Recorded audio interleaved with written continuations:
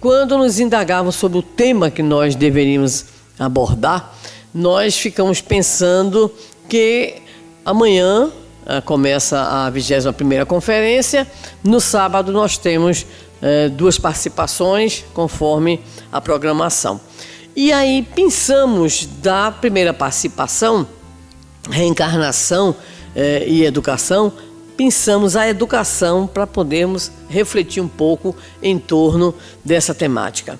Recentemente acompanhamos, muito recentemente, os dramas referentes ao acontecimento lastimável ocorrido na escola estadual lá em Suzano, onde algumas pessoas foram a óbito, outras inúmeras pessoas feridas, mediante a ação, ao mesmo tempo homicida e suicida, de 2 jovens, não é? Mas o filho da coordenadora pedagógica desencarnada, nessa situação, nesse ataque, ele falava que a mãe era alguém que tinha, pela educação, um sentimento de profunda confiança, acreditando que só a educação seria capaz de transformar a criatura e, consequentemente, a humanidade. Essa assertiva da coordenadora, que Deus a ilumine e abençoe, bem como a todos, não apenas as vítimas, mas também os próprios agressores, porque no Espiritismo nós aprendemos que todos são merecedores da nossa compaixão, da nossa prece e da piedade divina. Nós entendemos, como ela entendeu, como muitos entendem, que a educação não é um caminho, é o caminho, né, para a grande transformação que se espera da humanidade. Essa afirmativa, fora da educação não há redenção humana, é uma pequena, vamos dizer assim, um pequeno resumo que nós fizemos de uma frase um pouquinho maior, da autoria de Pedro de Camargo, mais conhecido entre nós como Vinícius, que era, né, o cognome que ele utilizava, e que publicou pela Federação Espírita Brasileira a obra excelente, extraordinária, uma obra pioneira na temática, que é O Mestre na Educação. Então, esta obra, reeditada um pouco mais recentemente, é a obra imperdível, não apenas para professores, educadores, evangelizadores, coordenadores de estudo, mas para os pais e para o público de maneira geral. Então, em determinado momento, ele vai, Vinícius, abordar exatamente isso. Nós não podemos pensar num processo de redenção humana, de melhoria, de transformação humana, de humanidade em plenitude, sem que nós descartemos, né, essa questão da educação. Não se pode. Então, ou o homem é educado, ou nós não alcançaremos esse processo de renovação, esse processo de transformação, esse processo de redenção. Mas isso é muito antigo. Acreditar que através da educação se poderia transformar o indivíduo e a sociedade é algo que está presente em quase todas as culturas milenares. Nós vamos encontrar algumas assertivas, não apenas em filósofos, pensadores, poetas, né, pessoas que desenvolveram lideranças éticas e religiosas e até políticas, mas também nós vamos encontrar uma espécie de consenso da necessidade, desde cedo, de se educar aquele ser pequenininho, né, que nos chega e nos enceguece. Porque não existe nenhuma criatura no mundo que tenha mais poder de nos tornar criaturas bobas do que os bebês. Eles são absolutamente terríveis sobre a nossa vida. Eles fazem coisas extraordinárias. Muitas vezes é aquela figura masculina, né? Muitas vezes aquelas figuras másculas, né? Aqueles homens assim, né, Sóstenes, bem nordestinos, né? Aí de repente, pai, essa bestalha, né? Completamente. E avô, abestalhamento em dobro, né? Fica pior ainda. Então, os bebês, eles são impressionantes, os filhotes. É tão interessante que muitas vezes nós temos assim, a curiosidade de ver como é que se portam os homens carregando os filhotes. É muito interessante. É só você ficar sentado numa praça, assim, no shopping, por exemplo, e você ver como eles passam. Exibindo o troféu. Este é meu filho, esta é minha filha, né? E aí você observa a magia que, de fato, o ser novinho tem, aquele ser que adentrou na experiência humana, Lembro que quando o meu primeiro chegou, nós estávamos na época das chamadas vacas magras financeiras, né, na área da docência. Aliás, os docentes são espíritos em provação permanente nessa área, né? Mas lembro-me que a situação financeira não estava muito boa, mas quando chegou o primogênito, o marido, que nunca aceitou o nome cheque especial, nunca aceitou parcelar, né, comprar a prazo. Então lá fomos nós fazer tudo aquilo que ele não gostava. Por quê? Porque estava chegando o primogênito. E segundo uma amiga minha, quando minha segunda filha nasceu, eis que o Brasil ganhava a medalha de ouro de vôlei em Olimpíada. E eu, né, sou aficionada, né, do vôlei, aliás, do vôlei, basquete, um bocado de coisa. E eu torcia tanto, vai Tandy, vai Carlão, né? Que aí ele dizia assim, mulher, essa menina vai nascer. E ela realmente nasceu 10 dias antes. Porque eu pulei tanto, que a bichinha chegou mais cedo, né? E aí, o que ocorre, ele com aquela calma que o caracteriza, saiu buzinando pela avenida. E uma amiga minha, né, que ele ficou de pegar para irmos todos à maternidade, então ela disse, eu ouvi já a buzina. Eu disse, não é possível que seja. E era ele, quer dizer, aquela pessoa altamente contida, mas porque ia ser pai, né? Então ia ser pai. E quando nasceu a figurinha, macaxeira descascada, ou seja, branca, que só a cera do Santíssimo, imensa, grande, e colocavam lá na frente aquele mostruário de bebês, né? E ele fazia assim para a enfermeira, tire, desde cedo a menina nasceu, e ele já estava, tire, esconda a menina. Todo mundo fica olhando para a menina, olha, imagina, todo mundo fica olhando para a menina. Então é um poder que as crianças têm sobre nós. Nós nos encantamos com as crianças, como também os papais, as mamães do reino animal, em muitas espécies, são encantados com os seus filhotes. Tem coisa mais linda que você vê, família de urso polar. Mas não vamos tão longe, basta a gente ver, quem gosta, os felinos, não é isso? Então tem coisa mais linda do que ver mamãe gatinha, né, com os seus filhotinhos. Eu moro, dizia para os amigos, em frente a uma praça de eucaliptos, e lá tem simplesmente, sabe o quê? Gavião. Tem gavião. E eu achava estranho, porque aqui não tinha na praça saguins, outros pássaros. Disseram, não, quando eu cheguei lá, é porque agora tem uma família de gaviões morando. Quando alguém se aproximava do local em que lá em cima estava a gavioa com os seus filhotinhos, ele desce o varão baixo para bicar a cabeça dos pobres inocentes que estavam lá embaixo, apenas andando, passeando, né, ou fazendo exercício na praça. Então, é uma magia que eles exercem sobre nós. Muitos pais dizem assim, que pena que eles crescem. Não é verdade? Que pena que eles crescem, mas eles crescem. E quando eles crescem, eis que nós nos deparamos com as evidências reais do que significa ter entre nós um espírito reencarnado dentro da perspectiva espírita. Aquele que é o sonho do nosso sonho, aquela que é a gatinha, a coisinha mais fofa da nossa vida, vai crescendo. E quando o pescoço fica duro, aí a gente vai descobrindo quem é aquela criatura que ali está. Então, quando nós nos deparamos com os últimos fatos de Suzano, temos a certeza de que os pais daqueles que foram os promotores da chacina nunca imaginaram que aqueles seus filhos pudessem chegar. Por quê? Porque sempre em nós, por mais dificuldade que tenhamos em ver, em perceber e até mesmo em aceitar, né, as limitações de nossos filhos, há em nós quase que de forma muito forte aquela certeza, ou aquela crença, ou aquele desejo de que vai ser diferente. Nenhum de nós imagina um filho assassino. Nenhum de nós imagina um filho ladrão, um filho corrupto. Não, nós não queremos pensar nisso. Nós não aceitamos. Porque nós sempre temos diante das chamadas gerações novas uma atitude otimista. Mas aí é que vem a doutrina espírita nos, primeiramente, sair do sonho equivocado. Não é assim. Exatamente. Muita gente, quando terminar aqui, vai dizer, oh meu Deus do céu, aquela criatura podia ter falado outra coisa. Mas é isso mesmo, tá?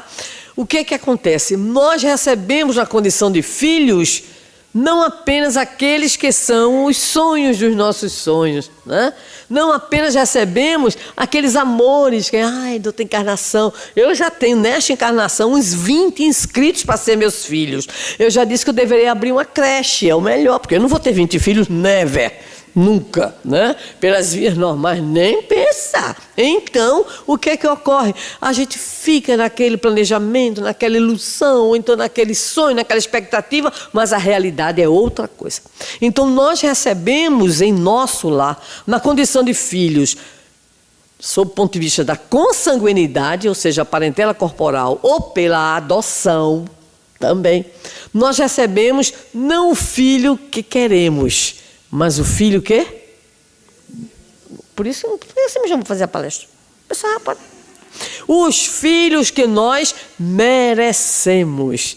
Então, há uns que merecem, ó, então, parabéns. Se alguém aqui disse assim, nossa, eu tive muita sorte com meus filhos, pode ter certeza que Jesus gosta de você. Você está bem, tá? Agora, começa a orar pelas noras e pelos genros, tá? Porque eu não conheço uma família na vida. Quando é uma maravilha, pai, mãe e filhos, o problema vem... Tá entendendo, né? Então, comecemos a orar desde cedo, pelos genros, pelas noras. E se ainda assim Jesus gosta de nós, oremos pelos netos, porque a coisa vai aparecer. Nos afirma com a serenidade e com a sabedoria que a caracteriza o espírito Joana de Ângeles, que a família é um laboratório de emoções. E que nela nós encontramos ou a família bênção ou a família provação. Então a família bênção é aquela, maravilha, tudo sintonizado, maravilha. Ela diz, raríssima. Eu gosto de Joana porque ela é direta, né? Raríssima, a família bênção. A maior parte, família provação. Porque é o ponto de encontro das almas em processos de reajuste. Em processos de reajuste. Aí, nessa hora, é que aparece a gravidade da nossa temática. Fora da educação, não há redenção humana. Porque aquela que é a função primeira da família é exatamente a função educativa. Ela tem uma função cultural, econômica, sexual, né, linguística, econômica, e aí vai. Mas ninguém fará, conforme nos diz Emmanuel, pelo reencarnante, aquilo que a família pode e deve fazer. Muito antes de se discutir as questões da paternidade, da maternidade, o Livro dos Espíritos, Allan Kardec nos apresenta a questão ao Espírito de verdade e a gente recebe a resposta de que paternidade e maternidade são missões. Isso é extremamente original e antecipatório, porque vejam bem, naquela época, quem é que imaginava pai como missão, paternidade como missão? Não, o pai era o provedor e autoridade, mas essa ideia do pai tendo uma responsabilidade profunda na formação da personalidade dos filhos, isso a doutrina espírita nos traz de maneira original, né, e futurista em relação ao que hoje nós já entendemos como o papel dos genitores no processo da formação da personalidade da chamada prole, ou seja, dos filhos. Então, nesse momento, nós começamos a perceber a gravidade da colocação da Nona Joana de Ângeles. Se a família é provação, então significa que, por mais que nós tenhamos em nossas mentes os arquétipos excelentes de que tudo vai ser bom, tudo vai ser feliz, tudo vai ser maravilhoso, o filho é maravilhoso, a filha é maravilhosa, calma, né? Menos, como o pessoal gosta de dizer, menos. Dá um tempinho para ver como é que as coisas elas vão se apresentar. Por quê? Porque a doutrina espírita ela ainda tem uma outra importância no sentido da explicação acerca desses processos de educação que devem existir. É quando ela nos fala que nós não seremos salvos. Ninguém vai ser salvo. Que desgraça, é mesmo? É, ninguém vai ser salvo. E aí? Mas ninguém está perdido. Pela doutrina espírita, ninguém está perdido, está equivocado. Está se demorando no processo de regeneração, né? Está no ciclo vicioso da reencarnação, nasce, morre, renasce, mas mantendo o quê? Mantendo os comportamentos atávicos, mantendo, vamos dizer assim, né? Atitudes errôneas, o círculo vicioso. Sofre e erra. Aí porque erra, sofre. Porque sofre, continua errando. Aí não sai dessa... Lá no Nordeste a gente diz dessa lenga-lenga, não sai da lenga-lenga, né? Então, a doutrina espírita vem nos dizendo que ninguém vai ser salvo porque ninguém está perdido. Porque todos temos o mesmo princípio, nós vamos ver daqui a pouquinho, todos temos o mesmo princípio e todos temos a mesma finalidade.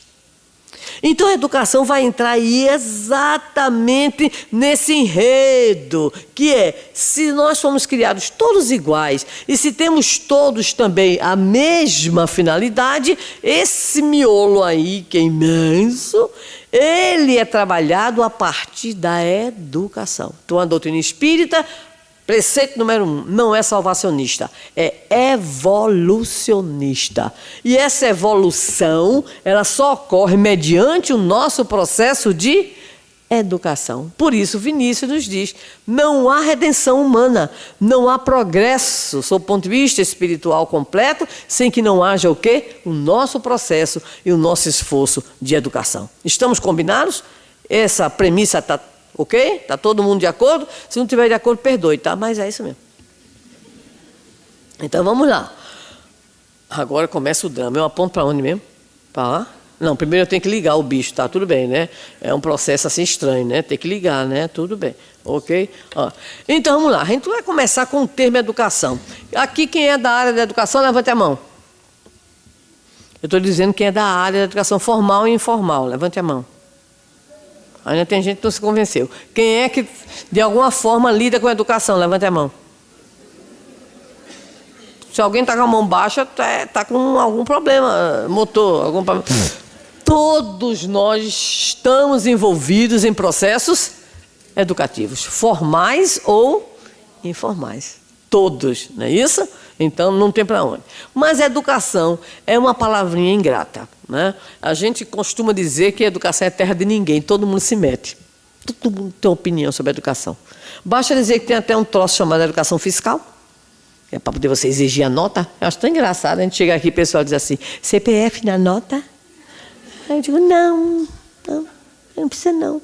Então, tudo tem educação, até para a criatura que anda no trânsito, mal educada, corta que não era para cortar, né? Não respeita a faixa de pedestre, tem educação para o trânsito.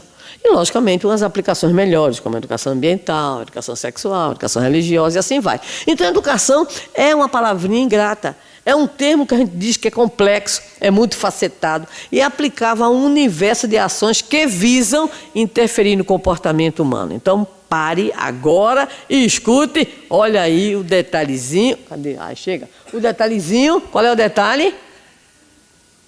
A educação, ou há processos educativos, toda a vida que você decide o quê? Interferir no comportamento humano. Então, por isso que nós perguntamos, quem tem a ver com a educação? Todos. Todos nós. A gente quer interferir na criança, no filho, no adulto, no idoso, qualquer que seja, né? Aí alguém pode dizer assim, mas eu, na casa espírita eu trabalho com a desobsessão. Então você está querendo interferir lá com o obsessor. Meu irmão, faça isso não. Oi, que você vai se dar mal. Pronto, já está aí, querendo interferir, né, na condição dele de obsessor. Então todos nós agimos, né, buscando essa interferência, nós estamos lidando com processos, então, educativos, tá? Ou, preste atenção, deseducativos. Ai, que coisa feia, né? Pois é, quando Hitler quis fazer um trabalho com as chamadas lideranças juvenis, o que é que ele fez? Ele procurou identificar nas escolas, através daqueles que eram os seus seguidores, aqueles que lhe obedeciam, crianças e adolescentes que tivessem o quê? Determinadas características de liderança. E ele criou os chamados colégios da juventude, que era para formar os seus líderes nazistas. E aí? Então, nós estamos buscando interferir no comportamento humano, estaremos agindo no processo educativo ou deseducativo, mas estamos agindo, ok? Qual é a grande base da educação? Por que é que a educação ela é de fato uma característica nossa? É porque o ser humano, que é o homem, e na visão espírita, o espírito imortal, é um ser de múltiplas aprendizagens. Nós aprendemos muita coisa. Não é isso? Nós aprendemos tudo. Aprendemos a falar, né? Aprendemos a mentir, né? Aprendemos a enganar. Tem uma peça lá em casa que ela diz assim, às vezes, eu digo, você é a neta. Você, olha, o que é que você está dizendo? É só fingimento, vovó. E eu passo uma semana doente, né? Quando eu ouço isso. Porque ela quer se livrar de determinada situação, então ela usa a expressão, estou só fingindo. Mas que isso? Como é que você está fingindo? Olha a criança, né? Aí você fica preocupado, claro. Vamos ver qual é a direção, qual é a intenção. Mas nós somos seres assim, a gente aprende tudo. A gente vai construindo em nós comportamentos, atitudes, reações, internalizando valores, conhecimentos, né? Que vão ser expressos, tudo isso na forma de atitudes. Então, o que é que ocorre? Nós vivenciamos os chamados cenários de aprendizagem variadas. Sob o ponto de vista aqui agora, dessa encarnação, nós aprendemos onde? No lar, na vizinhança, na escola, ok? Nas instituições. Hoje aprendemos via internet, né? Pai Google faz miséria, né? Tia Zap é infernal, né? E assim vai. Nós vamos aprendendo tudo, não é isso? Cuidado, porque nós vivenciamos hoje um período, sob o ponto de vista da história humana, em que nunca tivemos tantas influências que os principais influenciadores, que são os pais, não têm sequer conhecimento. É um problema, né? Então, a gente hoje vive um campo de... vivenciamos num campo de aprendizagens que a gente nem sabe o que é que a nossa tropa está aprendendo, está sabendo. Às vezes você quer conversar com um filho, adolescente, ele olha para você e diz assim, já sei. Já sei como, meu filho. Aprendi não sei onde, aprendi não sei o quê, aprendi como, aprendi com quem, aprendi... Essa é aquela situação. É grave. Nós vivenciamos hoje um momento muito grave sob o ponto de vista dos conteúdos que estão postos aí para a aprendizagem. Então, são os cenários. E sob o ponto de vista do espírito imortal, cada reencarnação é um cenário também. Ora, a gente está no cenário brasileiro, daqui a pouco a gente vai para o cenário europeu, asiático. Por sinal, é bom trabalhar muito pelo espiritismo, certo? Porque serve como crédito para não ir para certos lugares. Né? Então, eu digo assim, não, vou trabalhar aqui. Não aguento, eu vou aguentar um bocado de coisa. Por quê? Porque eu não quero ir para certos lugares, não. A pessoa desencarnar e chegar lá, diz, na lista aqui está precisando de trabalhador, de Jesus, tal lugar. Eu vou dizer, senhor, eu quero não. Ele vai dizer, vai. Aí vai ser aquela música famosa que imortalizou, né? Elis Regina e Jair Rodrigues. Vai, vai, não vou. Vai, vai, não vou. Porque, não, eu não quero não. Então a gente tem que trabalhar direitinho, para poder a gente ganhar um certo nível de crédito, né? Um volume de crédito. Porque há cenários que são extremamente o quê? Difíceis. Aí reencarna onde? No Paraná. Onde? Foz do Iguaçu. Não é uma mamata? Conhece a palavra mamata? Conhece a expressão? É daqui? Né? Então vocês estão vivendo uma mamata. Cuidado, aproveita direitinho.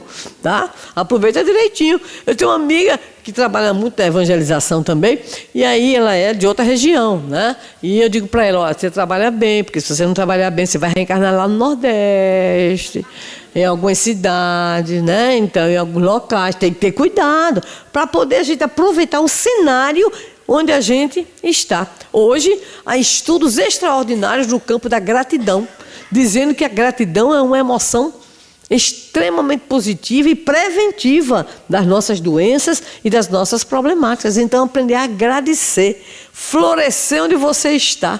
Né? Então a gente vai agradecer. Ô Senhor, reencarnei onde? Reencarnei em Foz. Que maravilha! Aí está lá na ficha de vocês: crédito por nascer em Foz. Tanto. Opa! Aí se você não valoriza, se você não tem gratidão, se você não floresce onde você está, tira o crédito aí, né?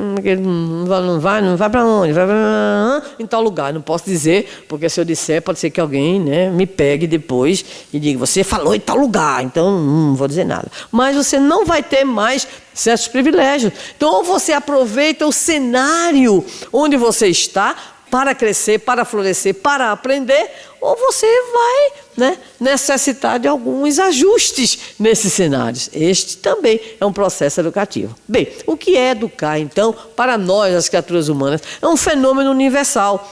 Todo e qualquer povo tem educação. Desde a educação primitiva, do chamado Homo sapiens sapiens, e outras categorias ali, outras espécies ali, mas a imitação, por exemplo, ela é a grande base do processo educativo, humano e também animal, de modo geral, né? Entre aqueles que podem desenvolver processos de imitação. Mas depois nós vamos encontrar no agrupamento humano, na espécie humana, esse objetivo intencional de preparar a criaturinha pequenininha ali dentro daquilo que nós chamamos a cultura do lugar, a cultura daquela situação onde a criatura reencarnou. Então nós podemos dizer que nós temos, olha aí que coisa interessante, né? O fenômeno educativo como um fenômeno que tem duas dimensões, a chamada dimensão factual e a dimensão do ideário. O que é isso? O factual já está claro, diz respeito às práticas ao longo do tempo e de conformidade com a cultura. Então, em cada lugar, nós temos, por exemplo, só para a gente ter uma ideia, né? Se você for olhar como é que era a educação em Roma, na Roma antiga, então você vai encontrar o pai levando o filho, o pai de uma certa condição social, levando o filho para aprender na prática, ok? Como é que era a vida cidadã. Aí você vai para Atenas, você tem uma característica específica, os jogos, todo o cultivo da beleza, a discussão, a retórica. Aí você vai para Esparta, você tem, né, a malandragem. Por sinal, eu tenho a tese de que muita gente que hoje está aqui era espartano. Não tem os 300 de Esparta? Quem assistiu o filme? Ali é só um pedaço. Mas em Esparta se desenvolvia a malandragem. Sabe o que era a malandragem espartana? Era o camarada, ele fazer o mal e não ser descoberto. Ele fazia um treinamento de roubar, de espancar, mas ninguém podia saber, porque aí ele se dava mal. Então era estimular desde cedo o quê? Essa postura, né, de rapina, essa postura extremamente negativa, está lá. Mas se a gente der um salto e for para a Idade Média, a gente vai encontrar um outro tipo, né, de educação, a depender principalmente da condição social, econômica e da cultura onde a criatura está inserida. Então, esse aspecto a gente chama de factual, é a dimensão factual. Então, qualquer um de nós aqui que já leu alguma coisa e que tem uma formação na área ou não, nós sabemos disso. Em cada lugar a educação será diferente. Basta você fazer uma viagem de um lugar para outro. Você sai do seu local, por exemplo, e você vai para outro local. Não digo tanto assim no Brasil, apesar do Brasil já ter algumas dificuldades em função desse tamanho continental, não é isso? Mas você, por exemplo, ir para um lugar diferente, na América do Sul, na América do Norte, na Europa, na Ásia, na África, você tem que saber qual é o costume local, como é que aquele povo vê isso, né? Qual é a maneira como você reage. Eu me lembro que quando eu era a namorada do meu esposo, que continua sendo o mesmo, né? É difícil, mas é o mesmo, tá? Eu sou pernambucana. Pernambuco é a terra do açúcar, né? E Rio Grande do Norte, a terra do sal. Aí a besta aqui, né, não sacou. Primeira vez que eu fui visitar a sogra, né? Aí a sogra adorava encher os pratos da gente, né? Ela olhou para mim e disse assim, gosta de cuscuz? E eu, que sou uma lesa, adoro. Ela fez um cuscuz desse tamanho, partiu metade e colocou no meu prato. Eu pensei assim, Senhor, é hoje que eu me acabo. Mas o problema não era tanto o tamanho do cuscuz, é porque quando eu coloquei na boca, o cuscuz era salgado. E a cara da besta aqui? Tá ótimo, comi o cuscuz todinho, né? Mas quase morro, né? Cuscuz salgado, mas é questão que cultural e a cultura gastronômica de cada local, né? Se a gente vê isso aqui entre nós, quanto mais o quê? No mundo, não é isso? No mundo. Então a gente tem que ter cuidado. Os fatos, eles são diferentes para cada lugar. Já pensou você na Tailândia? Eu quero um espetinho. Aí o cara pergunta de quê? De barata? De escorpião? De grilo, não é verdade? Então, a gente tem que ter esses cuidados. Então, nós temos essa dimensão da realidade, do fato. Mas temos também a outra dimensão, que é a dimensão do ideário. O que é o ideário? Refere-se ao conjunto de... Oh, meu Deus do céu, leseira. Né? Refere-se ao conjunto das reflexões, críticas e sugestões ao processo educativo.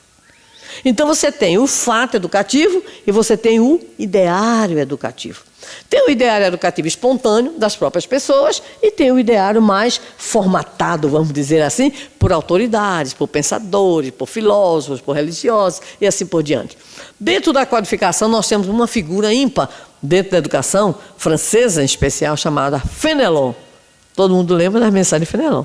Fénelon é um nome da educação francesa vinculado especialmente, sabe a quê? A necessidade da educação formal da mulher. Fénelon é um grande defensor da educação feminina. A gente só conhece Pestalozzi, só ouve falar em Pestalozzi, né? Mas Fénelon é um grande nome da nossa educação, em especial europeia, francesa, e em defesa da educação feminina. É o ideário, né? E quando nós falamos no ideário, aí nós temos uma pleiade imensa de pensadores que vão desde o primeiro filósofo da educação, que acreditava que a educação deveria ser aquele fator de organização social, né, que é Platão, lá na Grécia Antiga, passando pela antiguidade clássica, passando pela educação medieval, chegando ao Renascimento, atingindo a chamada educação realista já no século XVII, com Comênios, para chegar a Rousseau, Pestalozzi, Froebel, Piaget, e a gente não pode deixar de elogiar os nossos, Nis Teixeira, Paulo Freire, né, Lourenço Filho, que são grandes nomes aqui no caso da educação brasileira, sem esquecer os que se dedicaram sob o ponto de vista da educação espírita, como Anália Franco, como Eurípides Barçanufo e assim por diante. Então, o ideário é o conjunto de reflexões, de críticas e de sugestões, tanto ao processo da educação familiar, como ao processo da educação formal, das escolas, em todos os seus níveis e assim por diante. Tudo tranquilo? Compliquei?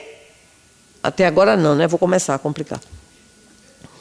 Existiu, acho que foi em 96, um congresso espírita no estado da Bahia, que o tema era Educação para a Plenitude do Ser. E aí pediram a Divaldo Pereira Franco que consultasse a espiritualidade, que a espiritualidade pudesse mandar uma mensagem para um encarte muito bonito, inclusive, que eles fizeram sobre o congresso, né? Sobre o tema, Educação para a Plenitude do Ser. Há acho que uns 4 ou 5 anos atrás, eu dizia a Divaldo, eu usei esse texto da professora Amélia Rodrigues na universidade. Eu quero pedir desculpas a você que eu colocava o texto para meus alunos que estavam ingressando na universidade, na disciplina de Introdução à Educação, pela visão que ela dá de educação, pelo esboço histórico que ela faz da educação, até chegar ao que ela chamou de Educação para a Plenitude do Ser. E quando eu colocava a fonte, eu dizia Amélia Rodrigues, educadora baiana. E eu tirava seu nome, eu fiz esse pedido de desculpas a ele. Porque se eu botasse Amélia Rodrigues, psicografia de Divaldo Pereira Franco, eu ia responder um processo na universidade, né? Ele disse, não se preocupe nisso não. Mas você tem essa mensagem? Eu disse, tenho, por quê? Porque eu não tenho. Eu digo, que lindo! Você não tem essa mensagem da dona Amélia Rodrigues? Eu não. Manda para mim. Mandei para ele e está publicado, recentemente. Não tem nem 4, 5 anos no máximo que foi publicada. Essa mensagem é de uma beleza extraordinária. Olha só, aqui é só bem pouquinho do que ela coloca, tá? Porque a mensagem ela é longa, mas é uma verdadeira aula de educação para todos nós, não é para professor não, é para todos nós. Ela começa a dizer que a educação é a base sobre a qual se sustenta o indivíduo e a sociedade.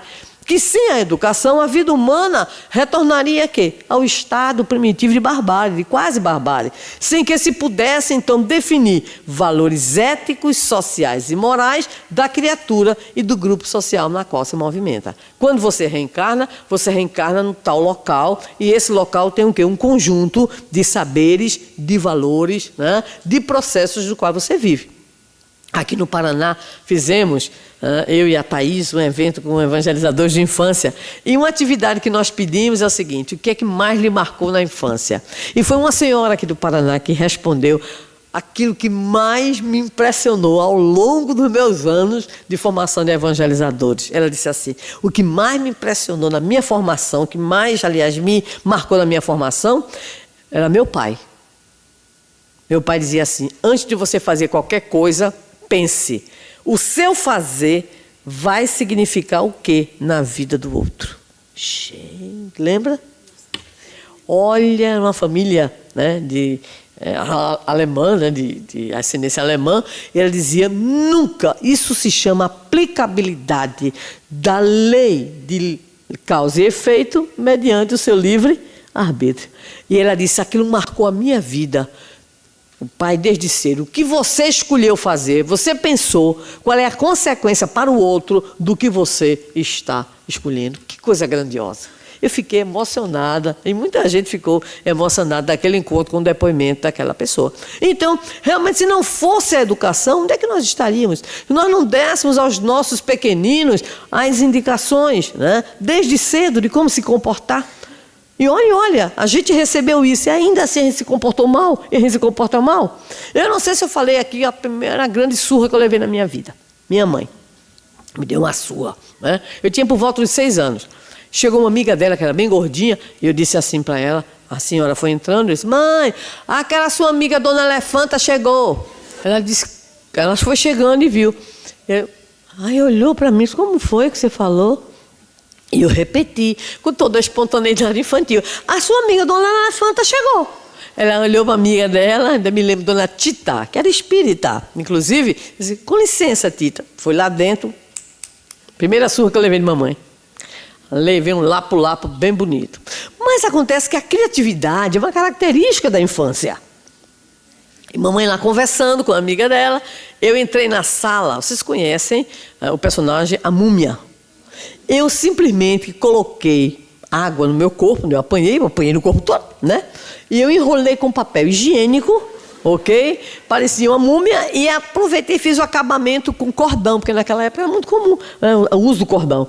Eu cheguei na sala, né, olhei para a cara de mamãe com raiva, olhei para a cara dela com raiva e disse assim: tá aí, Dona Elefanta, apanhei por sua causa. Segundo momento de intervalo, mamãe entrou de novo, me deu a segunda surra. Ficou, então, inesquecível. Então, mesmo que com os valores, ainda assim a gente é o quê? A gente é ruinzinho, né? A gente ainda é recalcitrante, né? Então, se não fosse a família... Não obstante, nos diz ainda Amélia Rodrigues, todo este largo processo evolutivo nos conceitos e métodos, isso ela está dizendo em 96, a educação ainda não alcançou o seu final. A sua finalidade, o seu objetivo, qual é para esse espírito extraordinário? Liberar o indivíduo das suas paixões e compromissos que o atam ao passado, na condição de espírito imortal, que é em crescimento e desenvolvimento das potencialidades que lhe jazem adormecidas. Pronto. Porque a nossa educação, salvo raríssimas exceções, é do imediato. Chega que esse menino tem que estudar. Antigamente a gente fazia um curso, era tudo bem, né? Conseguia chegar à universidade, era uma maravilha. Hoje faz especialização, mestrado, doutorado, pós-doutorado, pós, está desempregado. Está desempregado. Aí hoje, bichinho tem que estudar. Eu estava contando com a minha neta, 8 anos, estuda o quê? Língua portuguesa, matemática, geografia, história, ciências, inglês, robótica, xadrez, arte, educação física, música, ainda tem mais um. A gente contou 12. Eu olhei para a cara e disse: meu Deus, no caso, tem piedade. Sim, ensino religioso, ainda tem outro, escola da inteligência, 13. Então, 13 conteúdos. E tem prova das 13.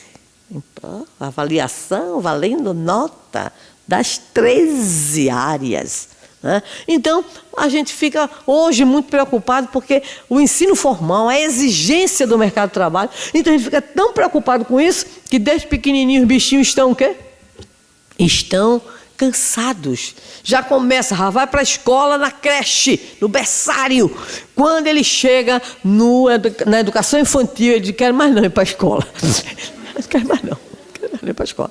Tem uns que já entram em crise de rebeldia. E hoje, em função de muitas dificuldades familiares, ainda bota a criança em tempo integral. Ou seja, é a criança institucionalizada. Se for uma boa instituição, ainda se salva. E se não for, aí, né?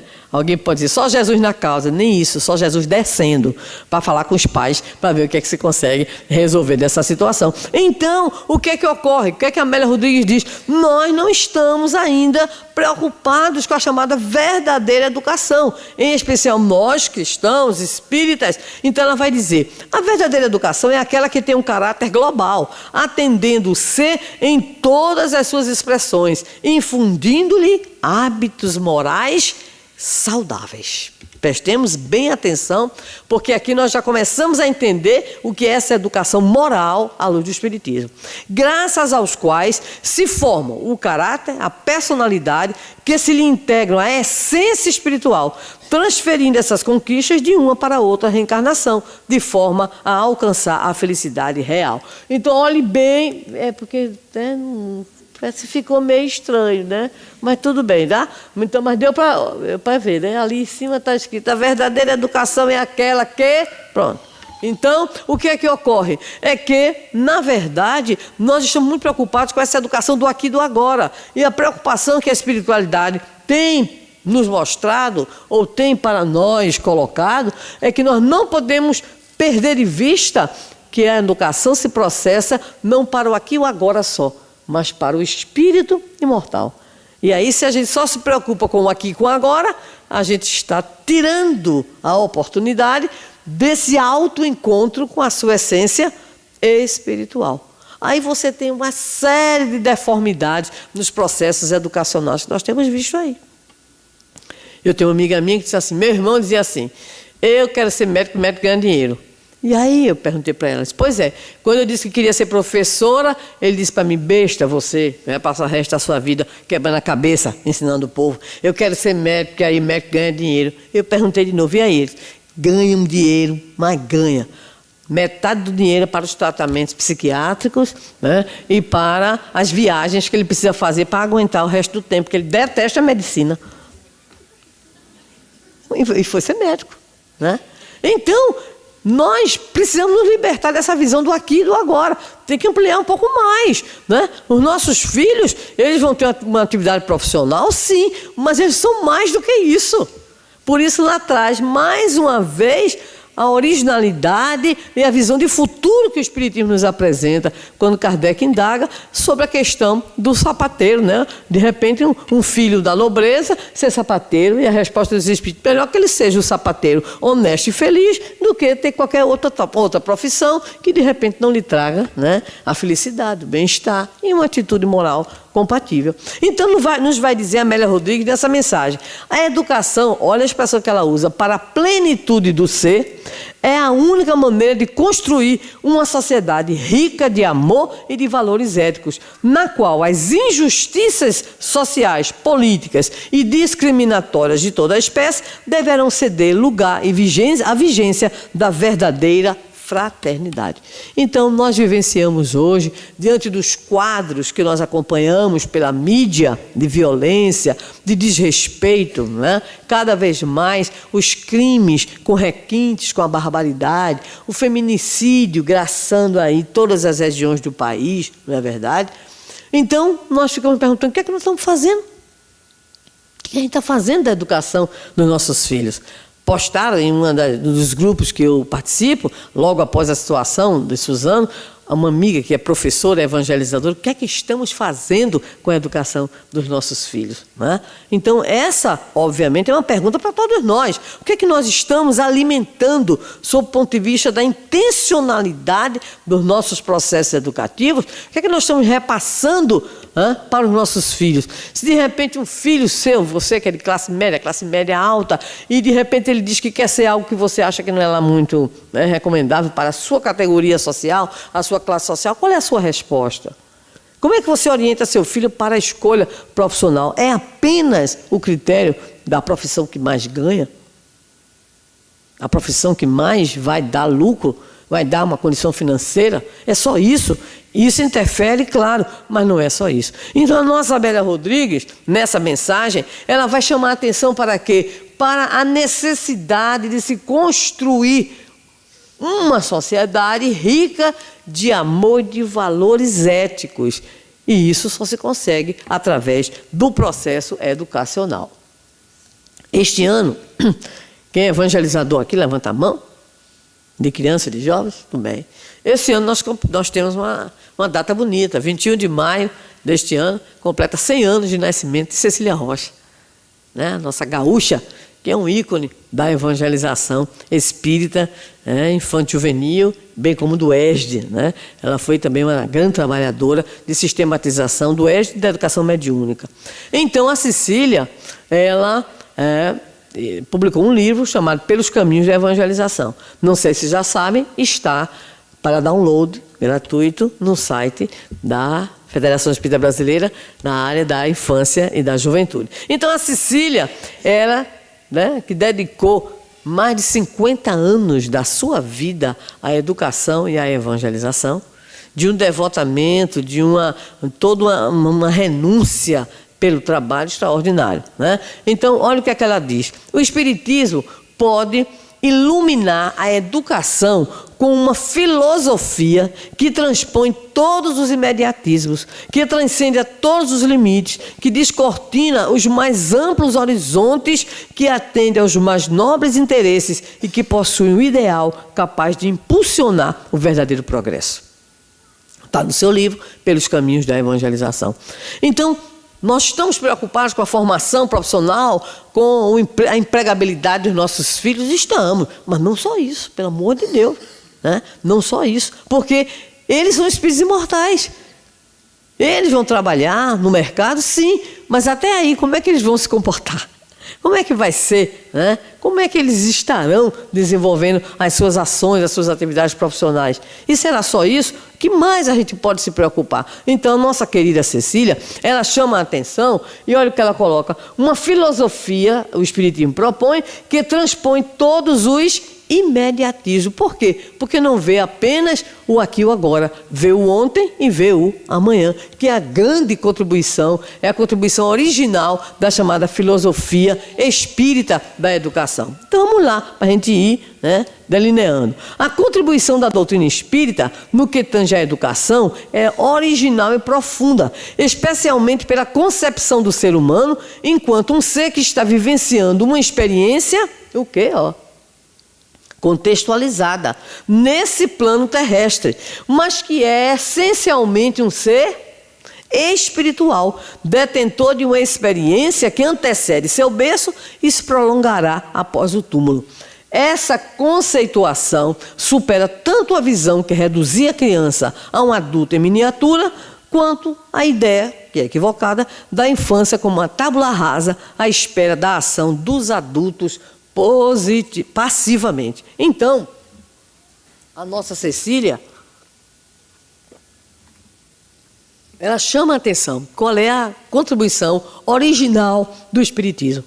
É porque a contribuição original do Espiritismo vai olhar para a criança, não apenas está ali um serzinho pequenininho, aquela coisinha pequenininha. Não, aquele é um espírito imortal. Ele tem o seu ontem, terá o seu amanhã. Mas a pergunta, e aí, o que a gente faz com ele? A gente faz aquilo que está na questão 383, a grande questão de todos os evangelizadores. É nesse período que o espírito reencarnado, ele está mais acessível às impressões que recebe. Daí a importância da educação. E diríamos mais ainda, daí a importância da maternidade, da paternidade e da ação de todos aqueles que estão, de alguma forma, interferindo no comportamento infanto-juvenil. Então, isso para nós é de extrema importância, porque vai nos alertar em relação àquilo que nós conseguimos entender como sendo a criança. Quem de nós aqui não teve a oportunidade de reler, ou de reler sempre, o capítulo 14 do Evangelho segundo o Espiritismo, o nosso prezado Santo Agostinho dizer para nós, os pais, que nós vamos comparecer diante de Deus e ele vai perguntar: que fizeste do filho que vos confiei? Toda vez que eu leio isso, eu entro em crise, quase que eu surto, né? Digo: ai meu Deus, errar eu errei, e agora? Tomara que o erro tenha sido leve, né? Então, o que é que ocorre? É preciso entender como é que a doutrina espírita vê então a criança. E aí está a sua originalidade profunda, sob o ponto de vista de uma filosofia da educação. Olha aí, nos diz o Livro dos Espíritos, questão 385. As crianças são seres que Deus manda a novas existências, com o objetivo de se melhorarem. Pois os espíritos, preste atenção, criados simples e ignorantes, se instruem nas lutas e tribulações da vida corporal. Ponto de partida igual para todos nós. Esse é o objetivo da infância e de toda a existência humana: progredir. E esta é a nossa destinação, conforme o próprio Jesus asseverou. Está registrado em Mateus 5,48. Sede perfeitos, como perfeito é o vosso Pai Celestial. Perfectibilidade, que não significa perfeição divina, mas que é a finalidade do existir do espírito imortal. Pronto. Já temos aí a grande e original contribuição do Espiritismo, que vai pegar o espírito no cenário atual. Reencarnou, sim, mas tem o seu ontem e terá o seu amanhã. E aí é que está a grande sacada do Espiritismo e do movimento espírita. Vamos aproveitar essa oportunidade. Porque ninguém ingressa na reencarnação ou ninguém mergulha na experiência reencarnatória se não for para progredir, se não for para progredir. E que progresso é esse? É um progresso completo, é intelectual, mas é moral também. Voltando à nossa Cecília Rocha, olha o que ela diz: o educando é um ser espiritual, criado por Deus, ora vivendo no plano do espírito, ora respirando no corpo material.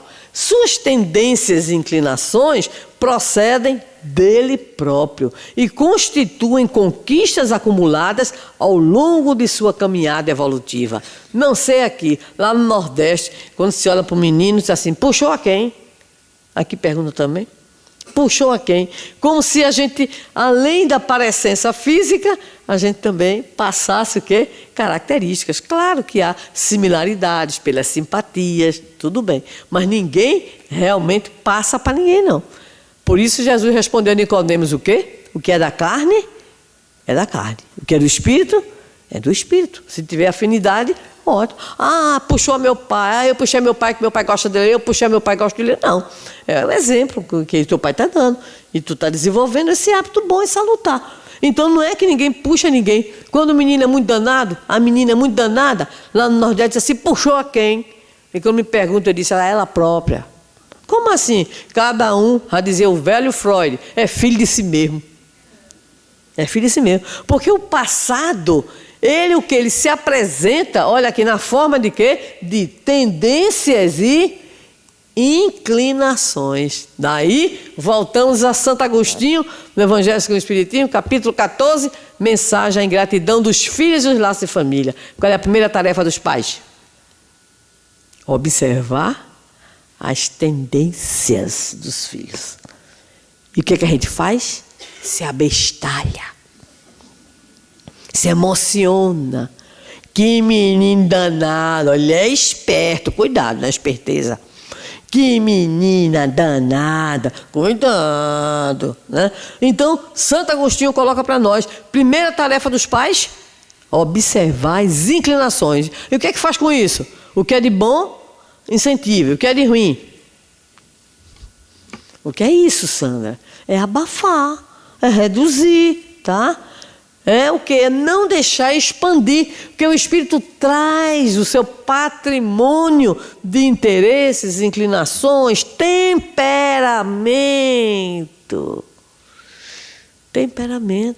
tendência, caráter, hábitos. Então a gente vai olhando, né? Vai percebendo, para a gente poder realizar essa tarefa tão extraordinária. Olha o que ela nos diz: seu destino corroborando o que está no Livro dos Espíritos. É toda a perfeição de que é suscetível. E para isso conta com o tempo necessário, pois que seu esforço de aperfeiçoamento não se circunscreve apenas a uma existência terrena, que é o nosso tema, reencarnação como processo evolutivo, lá na conferência, né? Então, a gente vai aproveitando, mas a gente vai, né, sabendo que a bondade, a misericórdia divina vai nos possibilitar, então, sempre esta oportunidade do recomeço, do reajuste e assim por diante.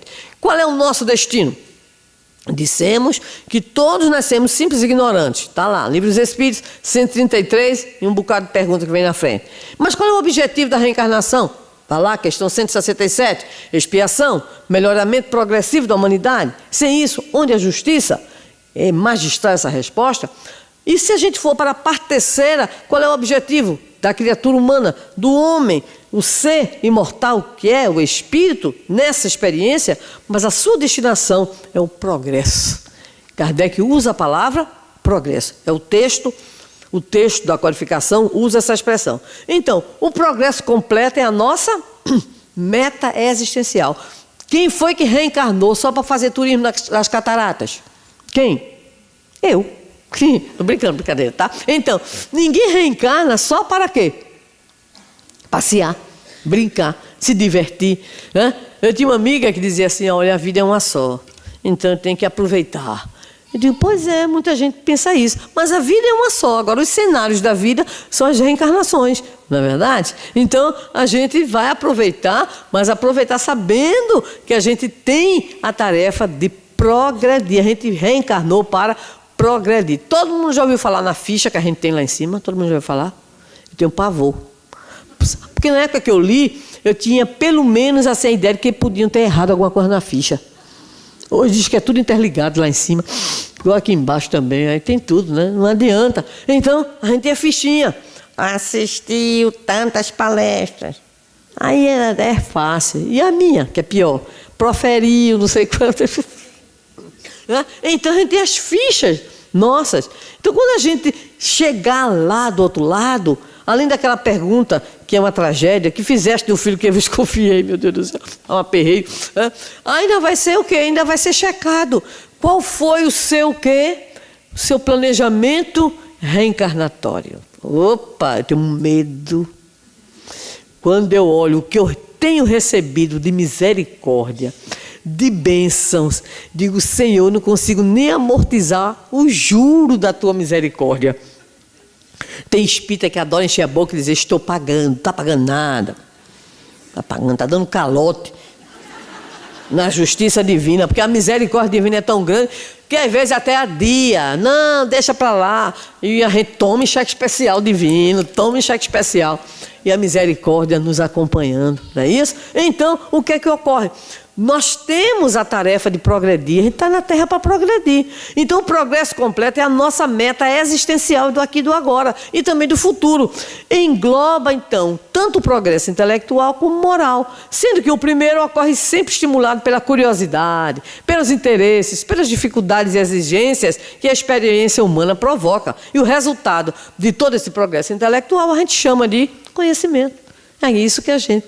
Mas acontece que a gente está fechando nisso. A gente está fechando só nisso, né? E aí o Livro dos Espíritos vai nos dizer, no que tange, porém, ao progresso moral, aí é complicado. Por quê?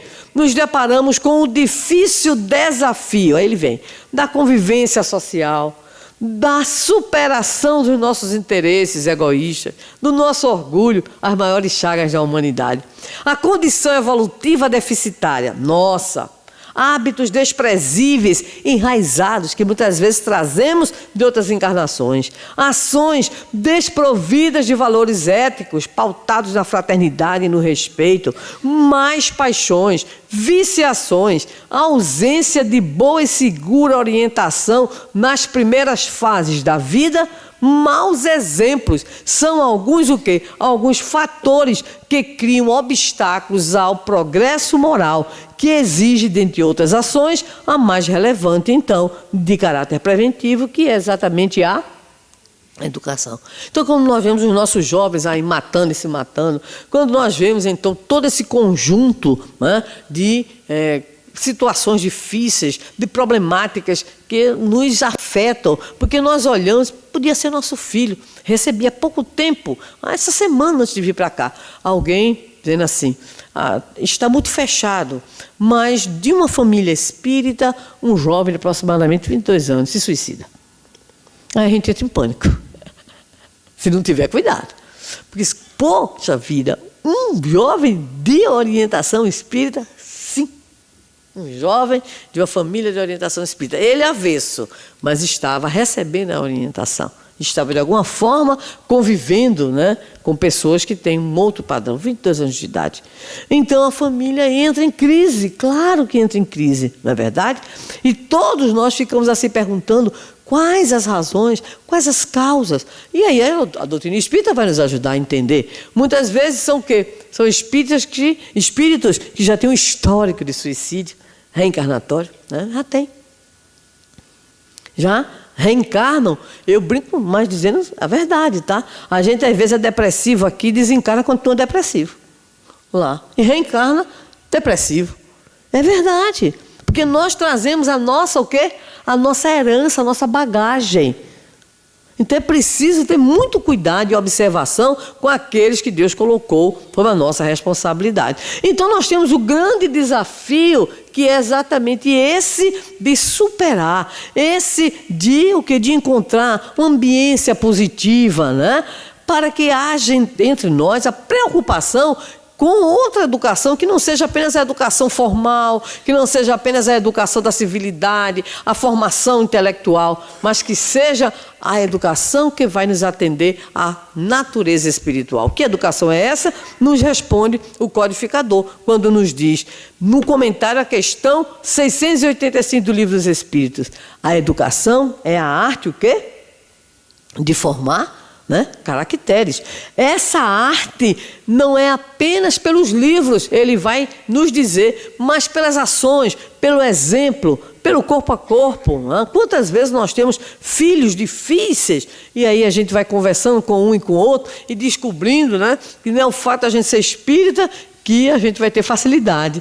Não, cada um que está aqui, muitos de nós temos filhos problemáticos, situações muito difíceis. E eu, certa feita, conversava com o Raul a respeito disso. Ele disse, pois é, Deus manda porque Ele precisa. E eles também. Então, os filhos problemas, os filhos acomodados, os filhos difíceis, que todos nós, ou quase todos nós temos, são nossas necessidades, o quê? Evolutivas. Desistir deles, jamais. Fazer o melhor que nós podemos fazer. Por quê? Porque a nossa perspectiva é de infinito. A gente está apostando no futuro. Né? Então, se você hoje, que está aqui, que está nos ouvindo, você tem um filho problemático, a filha problemática, continua investindo. Porque se o investimento não for nessa, é um investimento para amanhã. E como imortalistas que somos e reencarnacionistas, nós tranquilamente estaremos, né, fazendo isso com amor. Fazendo isso com a certeza do retorno, se não nessa encarnação, o retorno que virá na outra oportunidade. Na infância, o processo educativo tem grande força, pois nesse período, já dissemos, o espírito é mais acessível às impressões que recebe e que vão auxiliá-lo no seu adiantamento. Livro dos Espíritos 383. Especialmente na construção de quê? De bons hábitos. Aí vem um conceito que Allan Kardec nos apresenta de educação. Educação é o conjunto dos hábitos adquiridos. Então, daí está toda a nossa preocupação.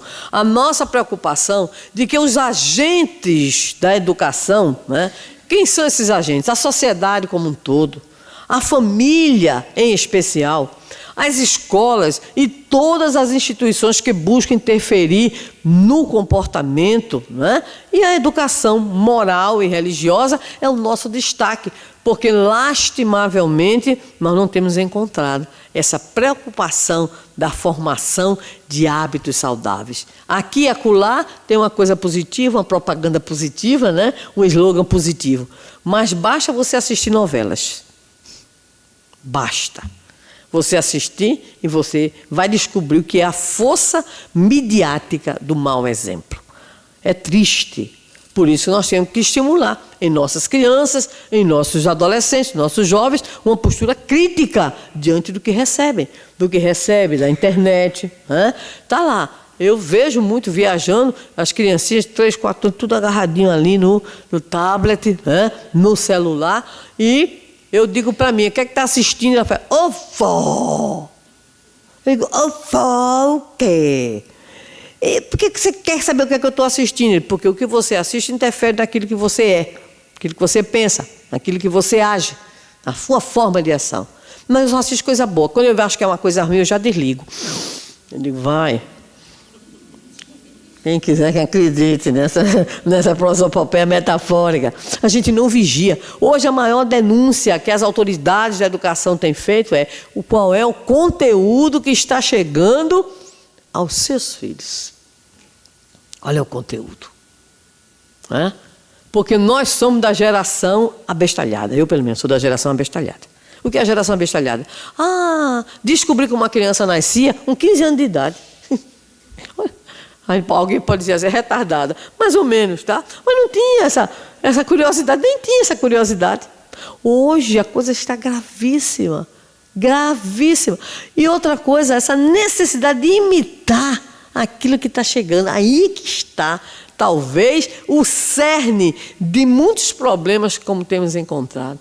Vocês acompanharam, não só essa situação de Suzano, mas em João Pessoa. Em João Pessoa, ali vizinho a nós, tá? No Rio Grande do Norte. Uma criança, agora que veio à tona, tá? De 8 anos de idade. Estupro dentro da escola. Escola de classe média alta e de ricos. 3 adolescentes, entre 12 e 17 anos. Então é preciso que a gente se preocupe com os conteúdos que estão sendo o quê? Apresentados. E apresentados de uma forma interessante, de uma forma assim, motivadora. Há uma motivação. Há pouco tempo atrás se falava da baleia azul.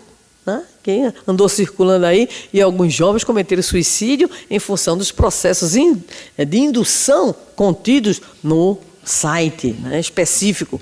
Mas tem outros por aí também. Então nós estamos sendo chamados a uma vigilância muito maior do que aquela que nós recebemos. Porque nós não vivíamos um cenário de tanto perigo como as nossas crianças, os nossos adolescentes, os nossos jovens, eles estão enfrentando nos dias de hoje. E a irresponsabilidade de quem usa, em especial, os canais das chamadas redes sociais. O que não aparece de fake news, não é isso? Que a gente fica assustado. Eu recebi há 2 dias atrás. Fulana de tal, atriz global, atacada por um cachorro chau-chau, aparece ela toda ensanguentada.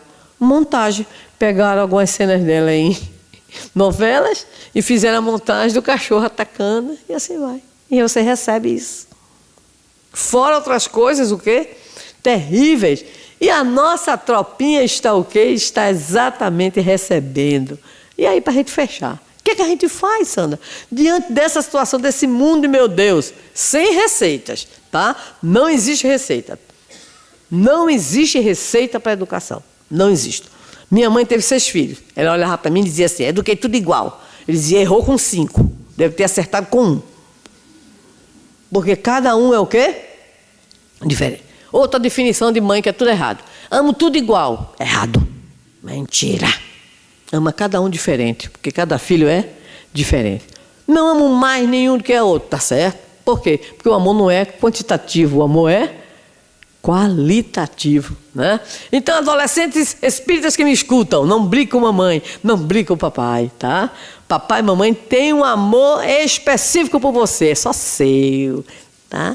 Você gosta mais de fulano do que de mim. Eu tenho horror, a jovem espírita que diz isso. Oh, meu Deus do céu, dá vontade de dar uns cascudos na cabeça da criatura para dizer assim, aplica o que está aprendendo. O meu irmão, meu terceiro irmão, meu pai morreu nos braços dele. Ele assinava cheque de mamãe, nenhum banco nunca descobriu. Nunca descobriu. Então, eu digo para ela assim, até hoje ela está com 97 anos, diga, seu peixinho é seu filho favorito. Que história é essa? Amo tudo igual. Eu digo, mas não, ama cada um diferente. E é tão interessante, ela está com 97 anos, aquela coisa toda, já alterna, né, lucidez com senilidade. Meu irmão, o peixinho, decidiu visitá-la. Ela melhorou só ao saber que ele ia. Ficou lúcida 24 horas por dia. Eu disse, menino, vem morar aqui. Ele vem morar aqui, né? Porque o peixinho estava, ok? Então, a relação é de qualidade. O afeto, ele é qualitativo. Então, não tem receita, tá? Mas tem alguns caminhos. Vamos lá para a gente fechar. Exemplo familiar. Então, mães, pais, não digam mentiras aos seus filhos, tá? Quando perguntam, quem é seu filho favorito? Eu digo, ele, só tenho dois, um menino e uma menina. Eu digo, ele é meu favorito e ela é minha favorita. Então, resolvi a situação. Muito bem. Disciplinas morais, desde cedo. Ou tem, meu filho, ou a gente está alimentando os monstrinhos. Estudiosos de comportamento dizem que boa parte desses que hoje batem, matam, fazem isso tudo, não sabem lidar com o não e com a frustração. A frustração é fundamental no processo de resistência. É o que Leon Denis dizia em 1900 não, em 1800 e cacetada. Quando ele dizia o quê? Nós não preparamos os nossos filhos para o mundo. E para o quê? O não, o fracasso. Eu digo sempre à minha filha, sempre dizia para ela, sofria bullying na escola por causa da religião, principalmente. Ele dizia assim, sabe qual é a sabedoria que a gente tem que desenvolver? É rir da desgraça. É mesmo, mãe? Eu digo, é. Menino, você leva uma topada e diz, agora eu vou para frente, que pobre vai para frente com topada. E assim vai. Então, ela hoje é uma moça de 26 anos de idade. E ela diz para mim, aquilo que você me disse foi muito importante. Aprendi a rir. Digo, não é a filosofia do contente, né? Não é aquela questão do contente só. Mas é você ter a capacidade de lidar com o quê? Com o seu próprio erro, com a sua fragilidade. Quem é o maior jogador de basquete? É o que erra menos, porque eu adoro assistir NBA. Será que eu consigo assistir hoje? Eu adoro assistir NBA, tá? E eles erram demais também, menino. Então, o melhor atleta não é o perfeito, porque o atleta perfeito não existe. É o que erra menos. Então, o erro é da própria natureza. Nós temos que aprender a lidar com isso. Então, o que é que ocorre? Disciplinas morais para poder enfrentar essas coisas, né?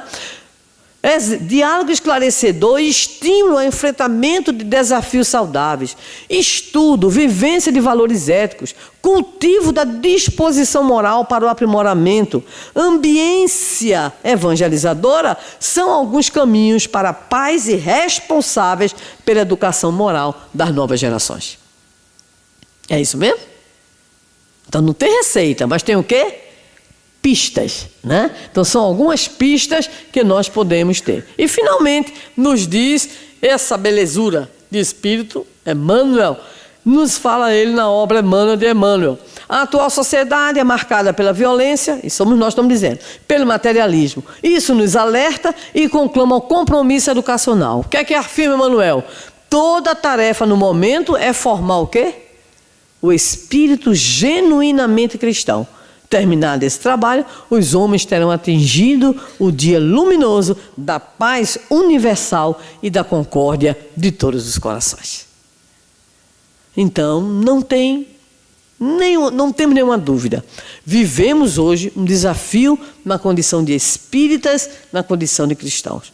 Ou nós vestimos no popular a camisa, ou nós nos assumimos enquanto pessoas que temos ideais, valores e objetivos diferentes, ou nós não estaremos sendo o quê? Condizentes, não estaremos sendo coerentes com aquilo que nós dizemos abraçar.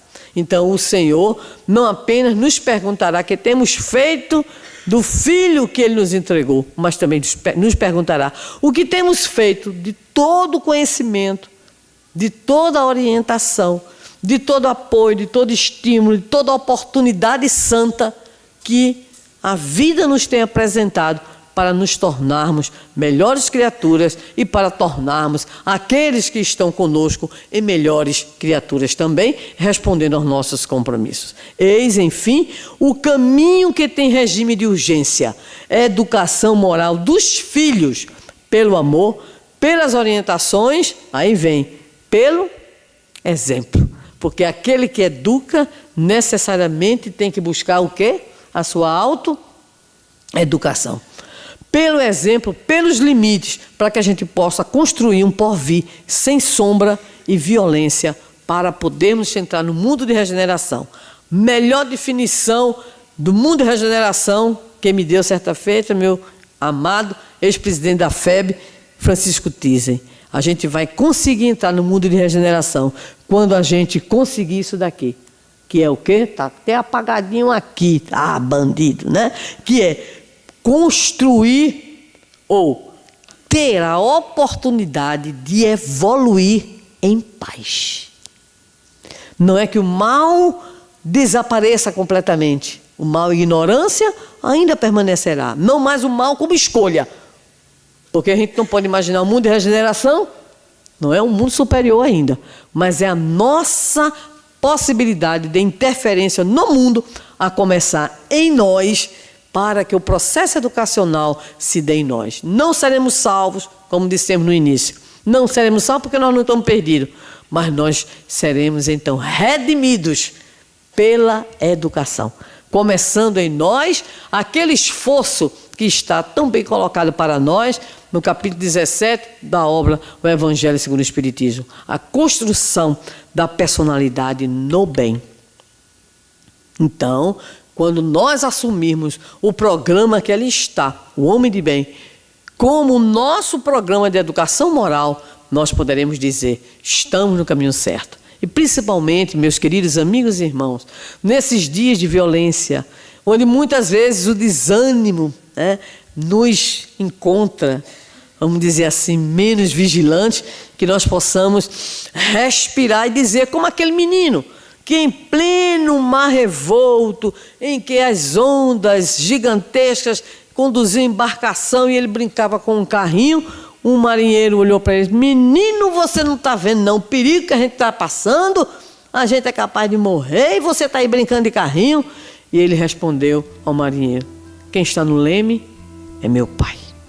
Então que nós possamos dizer, no nosso momento de dificuldade, de tristeza, de angústia, de decepção, porque nós somos absolutamente normais. Nós não somos seres especiais e indiferentes, mas que nós possamos respirar a longos haustos e dizer ao Senhor: Senhor, mesmo diante de todo o maremoto que estamos vivenciando, ajuda-me, Senhor, a repetir: Tu és o meu pastor, não me faltarás e Tu estás no leme deste barco. Que Jesus nos abençoe e que possamos renovar em nossos corações a esperança num amanhã mais ditoso, mas partindo primeiramente do nosso próprio processo íntimo de luta interior para nos tornarmos melhores pessoas. Que Ele nos abençoe. Muito obrigada.